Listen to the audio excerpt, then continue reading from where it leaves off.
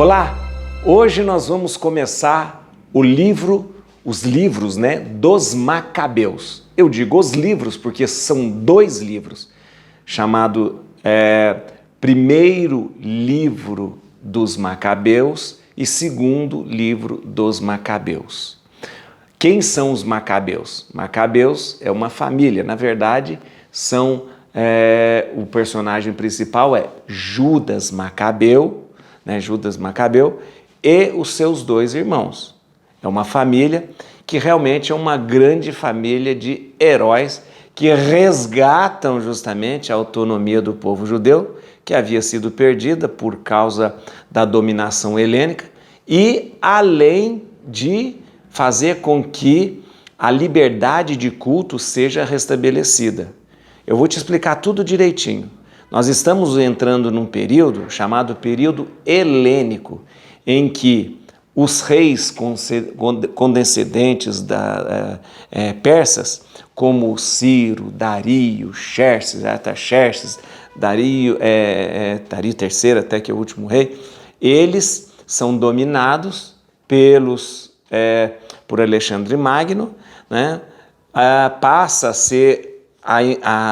a pertencer ao grande império de Alexandre Magno, dura pouco, Alexandre Magno morre e os Seleucidas, a dinastia Seleucida, assume.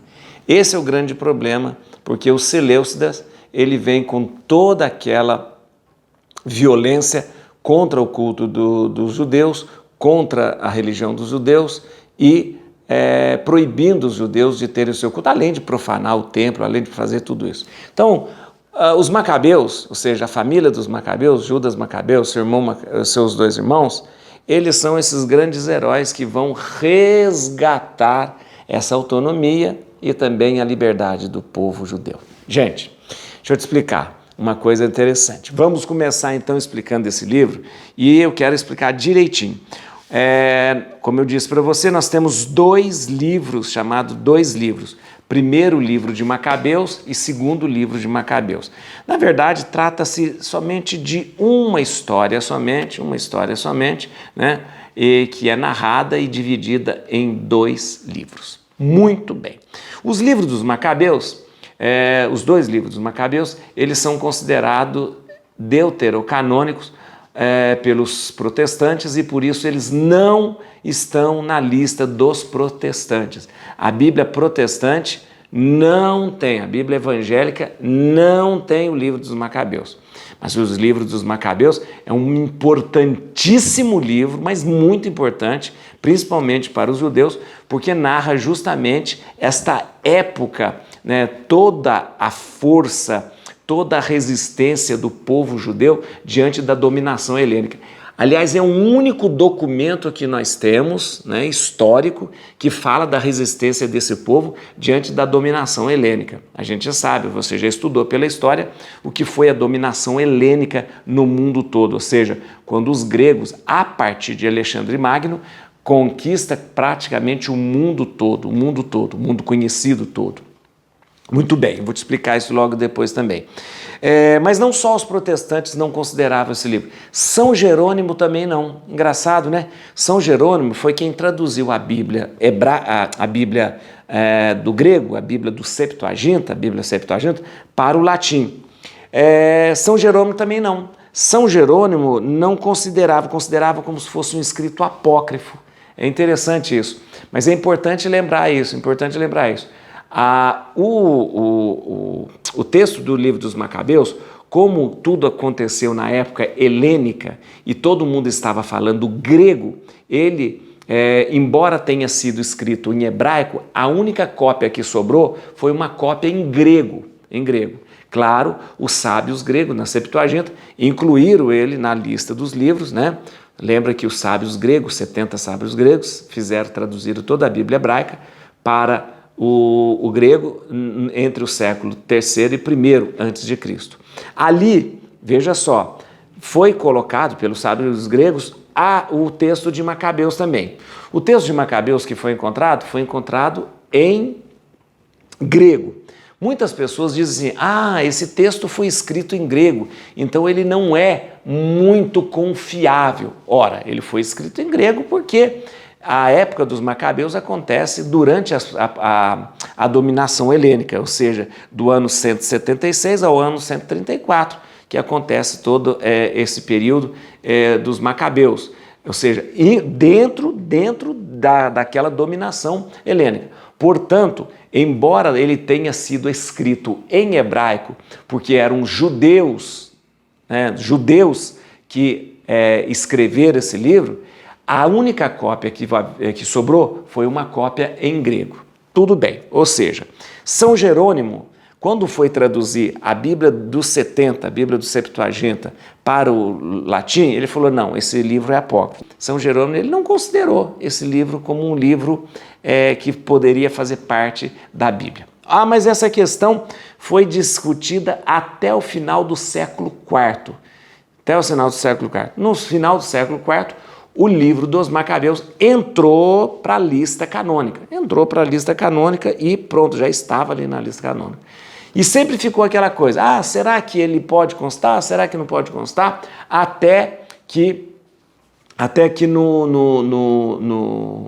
Concílio de Trento, se definiu, não, o livro dos Macabeus, ele tem historicidade, ele tem espiritualidade, ele é um livro inspirado, então ele faz parte, sim, da Bíblia. E mesmo porque, lembra você, os dois livros dos Macabeus são os únicos que nos informam sobre a história do povo de Deus, do povo eleito na época helenística, gente. Isso é muito importante. Olha, a gente tem que respeitar muito os judeus, pelo tudo que sofreu, pelo tudo que passou. E nós não podemos simplesmente pegar esse livro dos Macabeus e jogar fora, porque é nesta época helenística, né, da dominação dos gregos, da dominação helênica, principalmente a dominação da dinastia Seleucida. Uma hora você pega, estuda sobre a dinastia Seleucida, para você ver que interessante. Gente, a Bíblia é fantástica, porque a Bíblia, ela traz a história. Eu sempre falo para você, né? Traz a história, traz a arqueologia, traz a antropologia, traz a filosofia. É um livro completo, né? Então a gente vai entrar agora num período muito interessante da história. O período da dominação helênica a partir de Alexandre Magno e a partir da dinastia Seleucida. Né? Então, olha que interessante, nesta época os judeus foram perseguidos, eles profanaram o templo, eles proibiram os judeus de terem o seu culto, e foi nesta época de perseguição da dinastia Seleucida que surge Judas Macabeu e seus irmãos, Simão Macabeu, né, para realmente ser uma voz que poderia trazer de volta a liberdade religiosa e também resgatar a autoestima, resgatar o orgulho, né, dos judeus. É muito interessante esse livro. Portanto, é um livro importantíssimo na história do povo de Deus, na história dos judeus e na história da salvação. Não é um livro que pode ser desprezado, de maneira alguma. Portanto, hoje, como eu disse, a partir do Concílio de Trento, 1500 e pouco, nós temos aí, atenção, o livro dos Macabeus fazendo parte do cânon da Bíblia. Ok? Muito bem, vamos lá. Quando é que se passa a história dos livros dos Macabeus? Muito bem, a história do livro dos Macabeus acontece do ano 176 até o ano 134. Ó, tá bom? 176 até o ano 134. Nesse período, nós temos reinando a dinastia Seleucida, ou seja, nós temos aí o chamado rei Antíoco IV Epifânio. Este rei Antíoco IV Epifânio foi terrível para os judeus, gente. Terrível para os judeus. Completamente diferente do que havia sido os reis persas, né? E até Alexandre Magno também. O rei Antíoco IV Epifânio é um rei que persegue, é um rei que proíbe o culto dos judeus, é um rei que profana o templo, é horrível, né? Horrível mesmo. Então, é nesse período de 176 a 134, na era Seleucida que acontece. Eu vou te explicar depois as eras que tem, né? O que trata o livro? Os dois livros, né? Basicamente, os dois livros tratam o seguinte: graças ao socorro de Deus, graças ao Deus que nunca abandonou seu povo, Juda Macabeu e seus irmãos reconquistam a autonomia da Judéia. Por quê? Porque a Judéia era vassala dos Seleucidas. A Judéia tinha passado a ser uma possessão, né, uma dominação ali dos persas, lembra, né? Pertencia aos persas. Mas os reis persas eram muito bonzinhos. Nossa, Ciro, Dario, Xerxes, Xerxes, gente, o que fez com a Esther, você viu comigo, como ele era bonzinho. Só que isso muda quando os Seleucidas assumem. Seleucidas, eu estou falando aí de Seleucidas, quem são os Seleucidas? A dinastia Seleucida começa com Seleuco I, que é um dos generais de Alexandre Magno, e depois nós vamos ter aí Antíoco, né, que é um rei, né, que depois tem seus filhos, Antíoco IV, depois vai ter o Antíoco V também, mas o Antíoco IV Epifânio é o mais terrível de todos eles, né? E aí o que eles fazem? Se antes nós tínhamos os reis persas que eram tão bonzinhos com os judeus, agora nós temos os reis Seleucidas, principalmente Antíoco IV, como uns verdadeiros carrascos contra os judeus, terrível contra os judeus, né? E são eles que vai tornar a Judéia uma dominação e vassalos que vão ser oprimidos demais.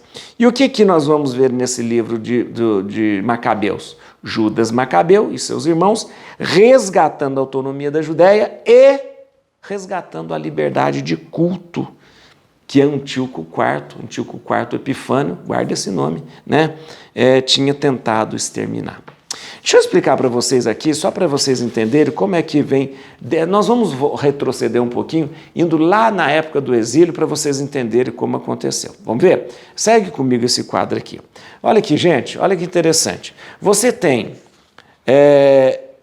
o reinado de Nabucodonosor. Está vendo o reinado de Nabucodonosor? O reinado de Nabucodonosor foi aquele rei, né, que praticamente dominou todo o Império Assírio. Nabucodonosor reinou de 605 a 562. É claro que foi nesse período que os judeus foram levados como cativos para Babilônia.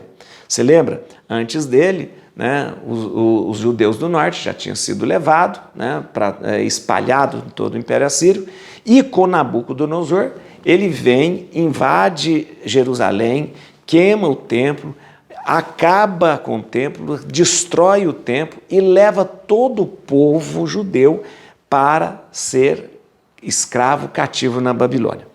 O povo fica cativo na Babilônia durante 70 anos. Aí você tem, depois de Nabucodonosor, os reis que sucederam Nabucodonosor também. Durante 70 anos o povo é oprimido na Babilônia. Muito bem. Aí o que acontece? Acontece que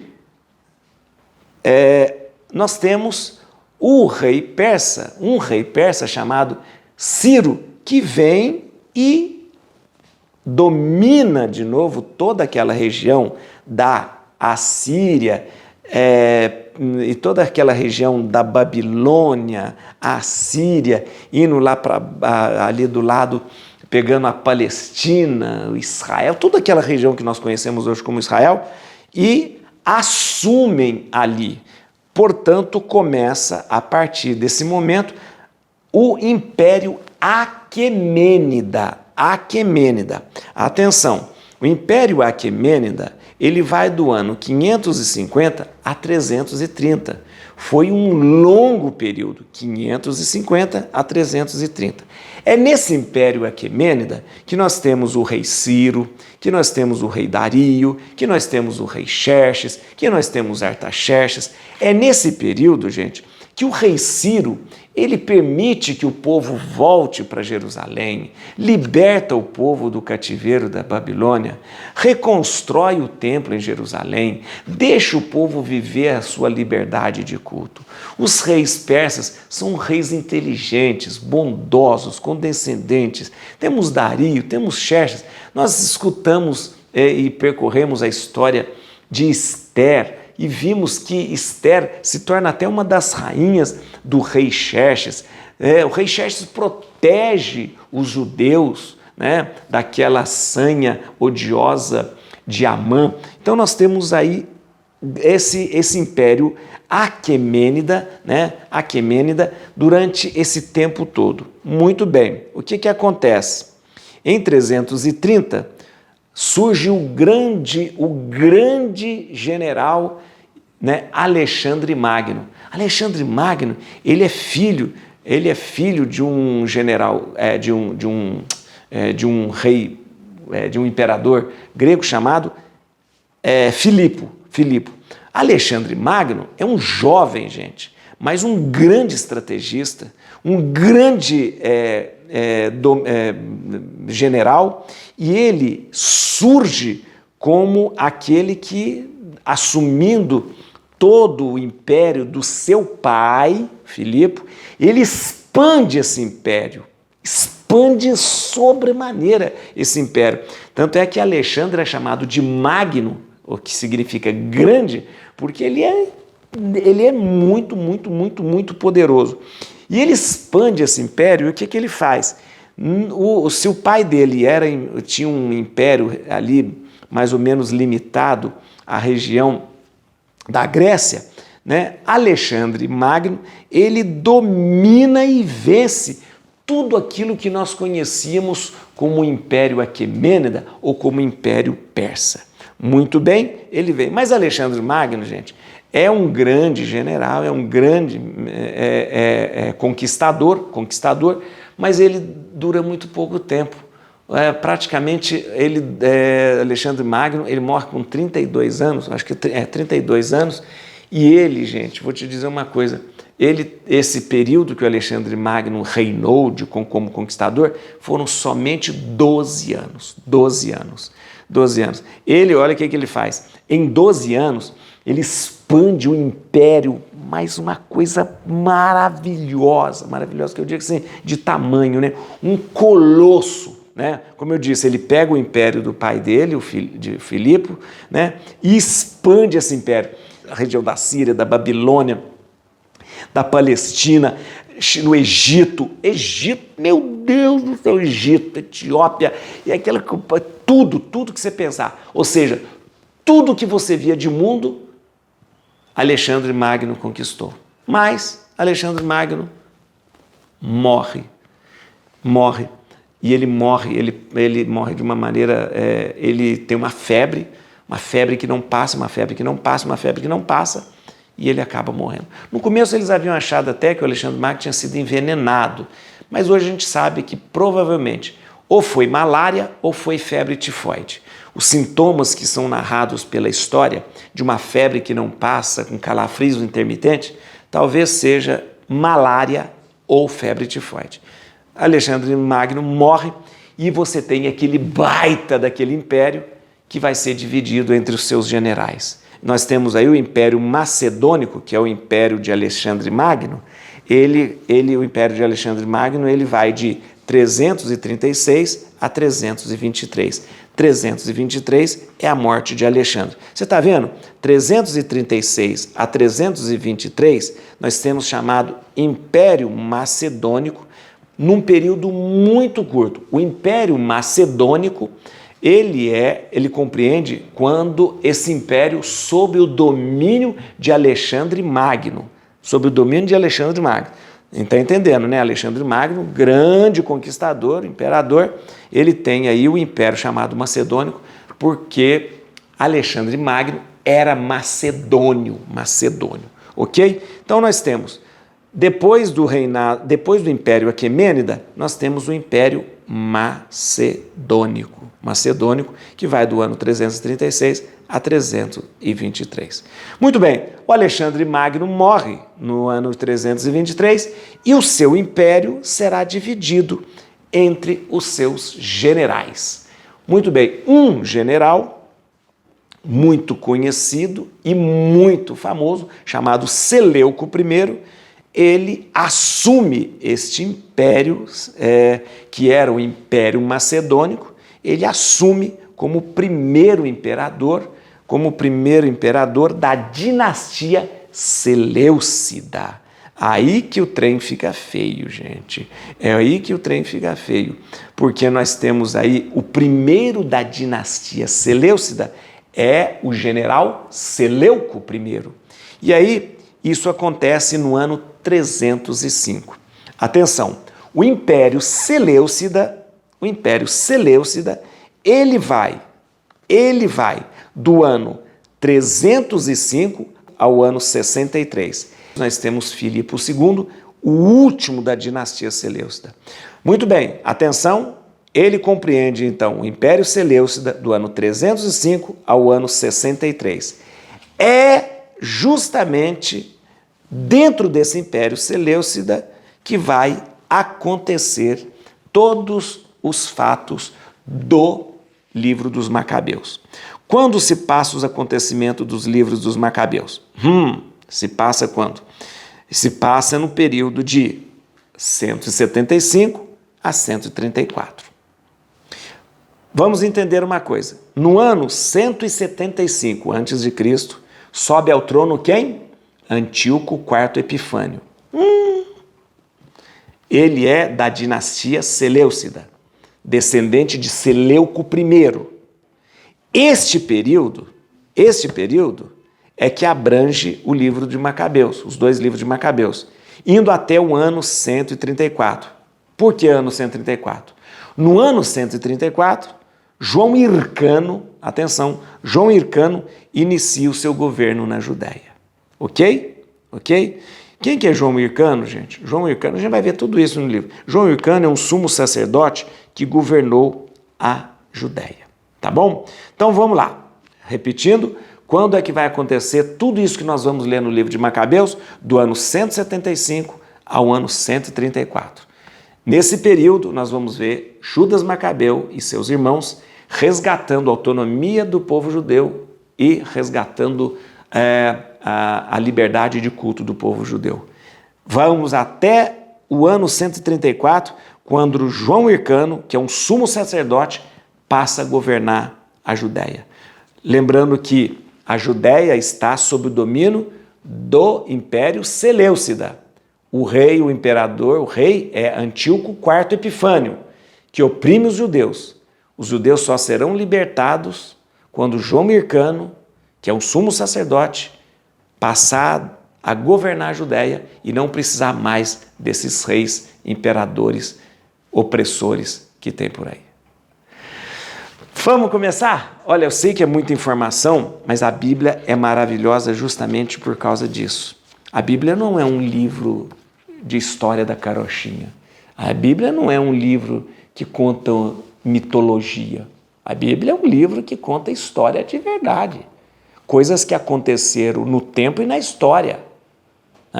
A Bíblia não é um livro que você vai, uma história fantasiosa de alguma coisa. Não, meu filho. A Bíblia traz a história de que aconteceu ali no fato. Se você pegar e estudar o Império Aquemênida, o Império Seleucida, o Império Macedônico, você vai perceber ali coisas que realmente aconteceram, atestadas pelos historiadores, e você vai ver corroborada pela palavra de Deus. Vamos ler? Vamos ler o primeiro capítulo do livro dos Macabeus, do primeiro livro dos Macabeus, capítulo 1. Primeiro livro dos Macabeus, capítulo 1. Nós vamos ler esse momento que nós vamos nos situar na história e perceber o que está acontecendo para que surja esse nosso herói chamado Judas Macabeu. Vamos ler. Muito bem, primeiro livro dos Macabeus, capítulo 1. Uma situação histórica agora. Ora, aconteceu que já senhor da Grécia, Alexandre, filho de Filipe da Macedônia, oriundo da terra de Cetim, derrotou Dario, rei dos persas e dos medos, e reinou em seu lugar. Empreendeu inúmeras guerras, apoderou-se de muitas cidades e matou vários reis da região. Avançou até os confins da terra e apoderou-se dos despojos de uma multidão de nações. A terra calou-se diante dele, tornando-se altivo, seu coração ensorbebeu-se. Reuniu um imenso exército, impôs seu poderio aos países, às nações e reis, e todos se tornaram seus tributários. Isso de Alexandre, né? Mas em seguida adoeceu e viu que a morte se aproximava. Convocou então os mais considerados dentre os seus cortesãos, companheiros desde sua juventude, e ainda em vida repartiu entre eles o império. Alexandre reinou durante 12 anos e morreu. Seus oficiais exerceram o poder, cada qual em seu próprio reino. Puseram todos o diadema depois de sua morte, e após eles, seus filhos durante muitos anos, e males, em quantidade, multiplicaram-se sobre a terra. Alexandre morreu, dividiu o império entre os generais. Já te expliquei, Seleuco I assume, mas aqui vai surgir o nosso general, o nosso imperador, o nosso rei, que vai trazer todo o mal para o povo, para os judeus. Desses reis, atenção, desses reis originou-se uma raiz de pecado, Antíoco Epífanes, ou Epífanes, né? Eu vou usar o nome Epifânio, viu, gente? Epifânio. Antíoco Epifânio, filho do rei Antíoco, que havia estado em Roma como refém e que reinou no ano 137, no reino dos gregos. Nesta época, saíram também de Israel uns filhos perversos que seduziram muitos outros, dizendo: vamos e façamos uma aliança com os povos que nos cercam, porque desde que nos separamos deles, caímos em infortúnios sem conta. Semelhante linguagem pareceu-lhes boa, e houve entre o povo que se apresentasse a ir ter com o rei, o qual concedeu a licença de adotarem os costumes pagãos. Edificaram em Jerusalém um ginásio como os gentios, dissimularam os sinais da circuncisão e afastaram-se da aliança com Deus para se unirem aos gentios e se venderam para praticar o mal. Quando o seu reino lhe pareceu bem consolidado, concebeu Antíoco o desejo de conquistar também o Egito, a fim de reinar sobre os dois reinos.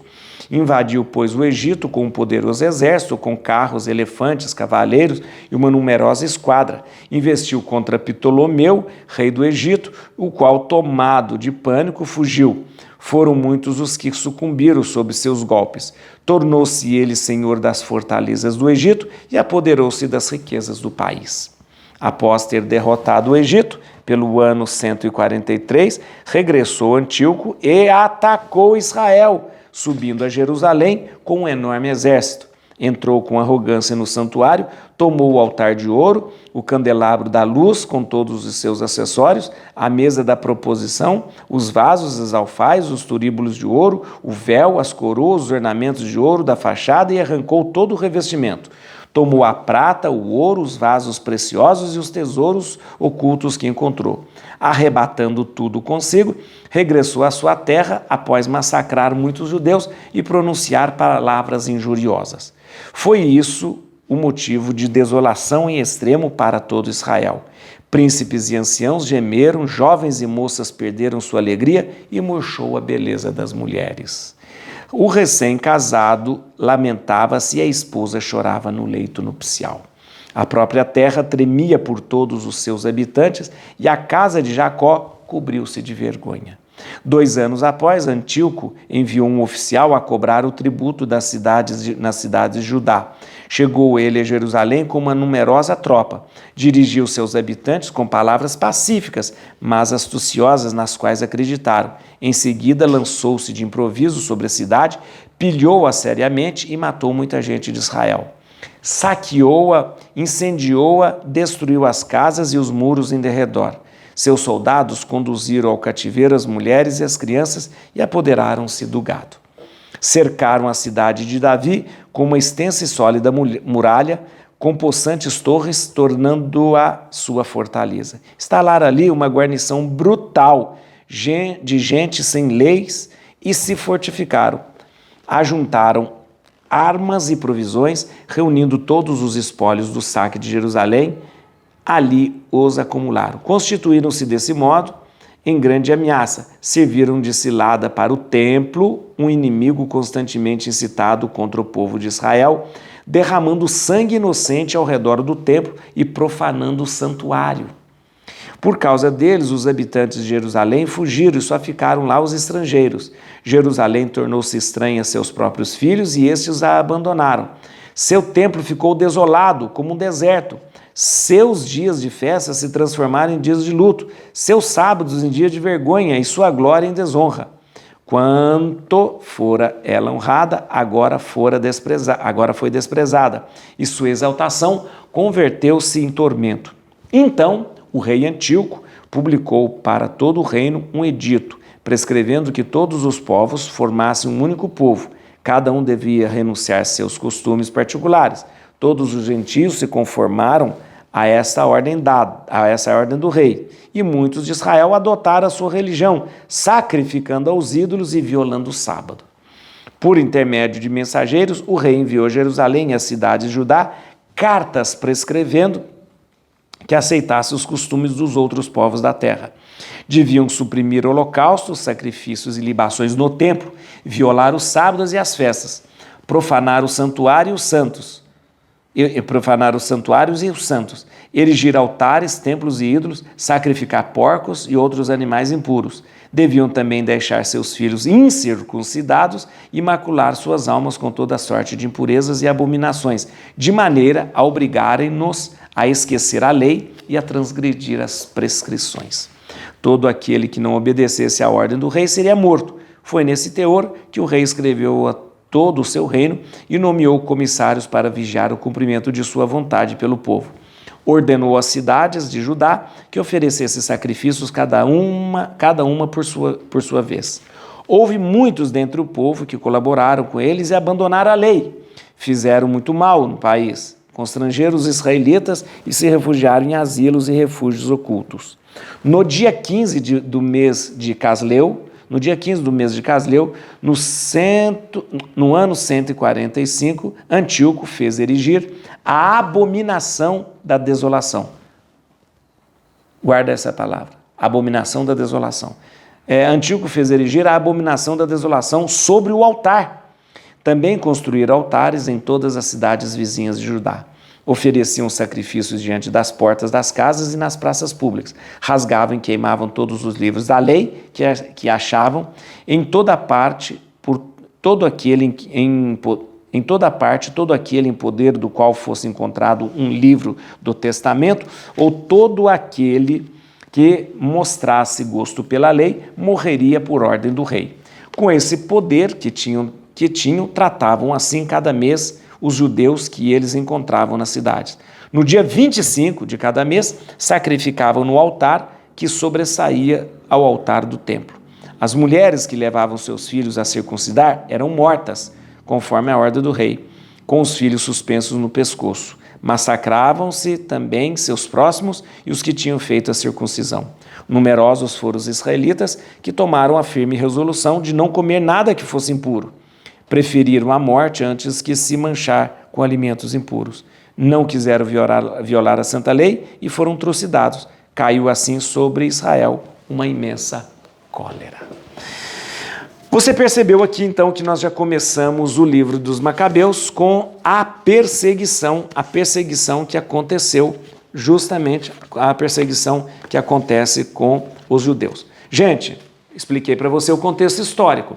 Nós não temos mais os reis bonzinhos dos persas. Nós temos o povo de Deus que passou primeiro pela dominação macedônica, que não foi muito traumática, quando Alexandre Magno era o imperador, e tudo fica ruim quando nós temos o rei Antíoco IV Epifânio, que assume como rei.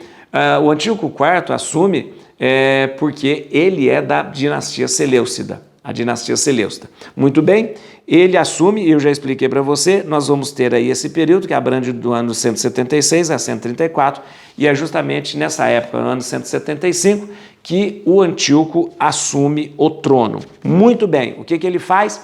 Ele faz o seguinte: ele quer fazer só um povo, com uma só religião, com uma só lei. Então, ele não admite que o povo tenha sua religião e que o povo tenha sua autonomia. Muito bem, ele é rei de uma grande parcela do império que fora de Alexandre. Ele conquista o Egito, ele conquista a Palestina, ele conquista toda aquela parte da Assíria, e nós temos este rei, Antíoco IV, como um rei muito severo. O que ele faz em Jerusalém? Ele não destrói o templo, mas ele rouba tudo que o templo tem e põe tributo na cidade. Vem uma segunda vez e pilha a cidade, ou seja, arranca tudo que a cidade tem, né, e faz, baixando uma ordem que o povo não poderia mais expressar a sua religião. Não. Agora todos terão que adorar a religião pagã dos gregos. Tanto é que vai ser colocado no altar do templo uma estátua de Zeus. Vou te explicar daqui a pouco. E agora vamos sacrificar não mais a Deus de Israel, mas aos ídolos.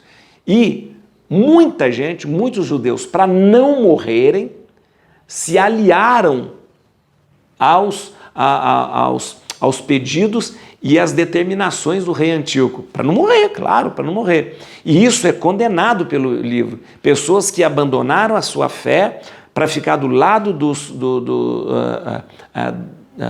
dos gregos e viver a partir da maneira grega, né?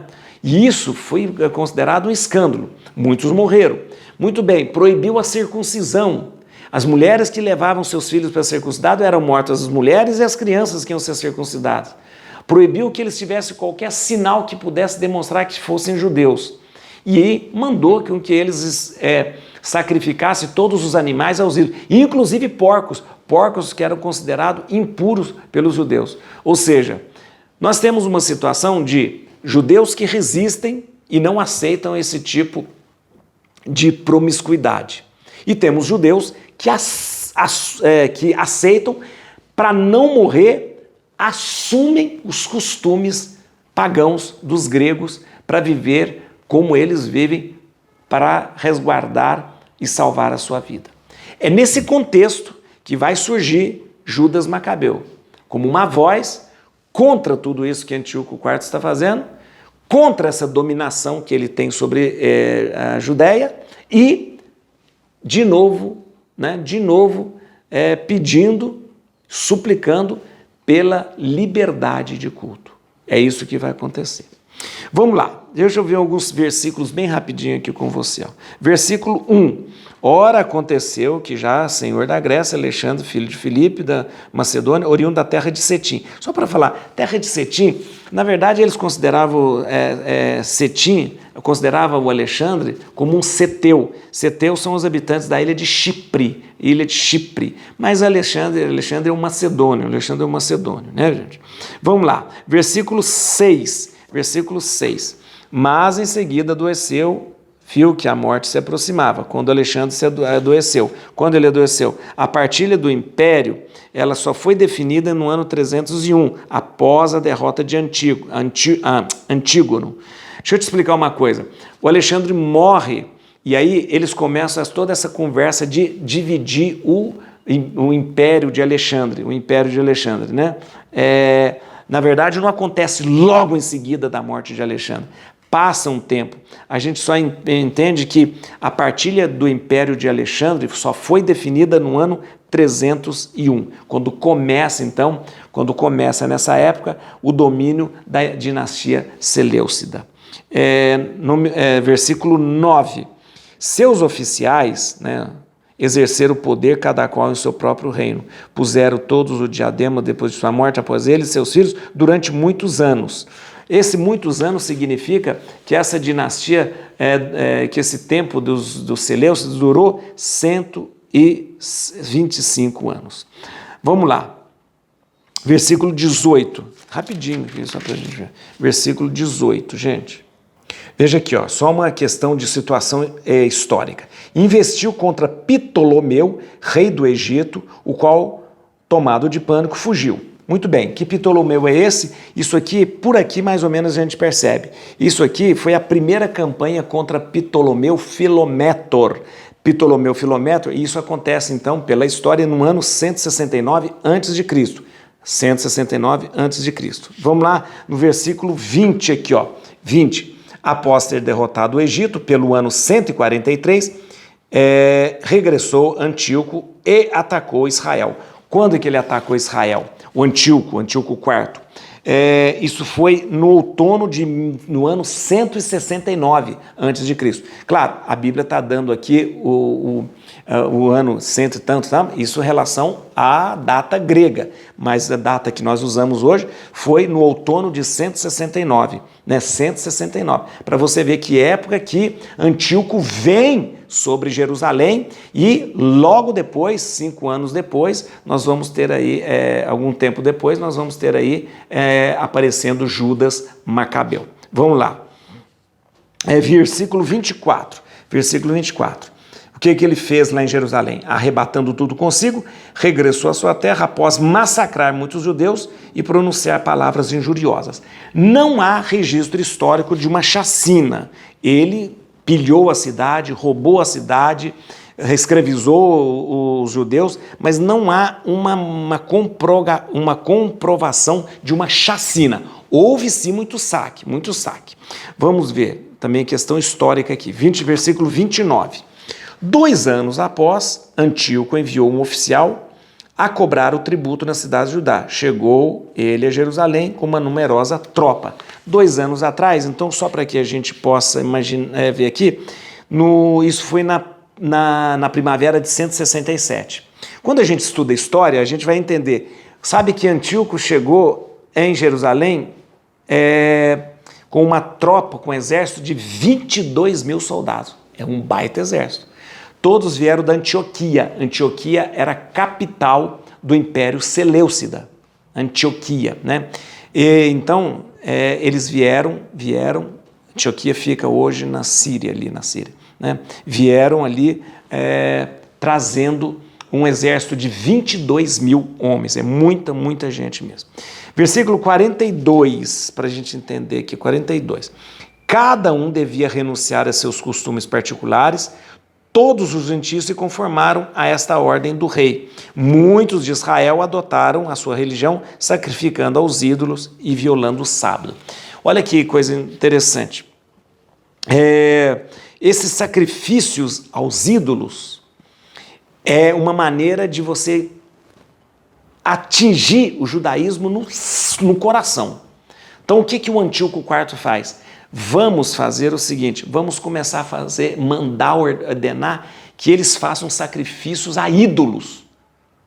Sacrificar a ídolos. Por quê? Porque uma das coisas que, o pilar do judaísmo é que você não pode sacrificar a outro ídolo, não pode adorar a outro ídolo.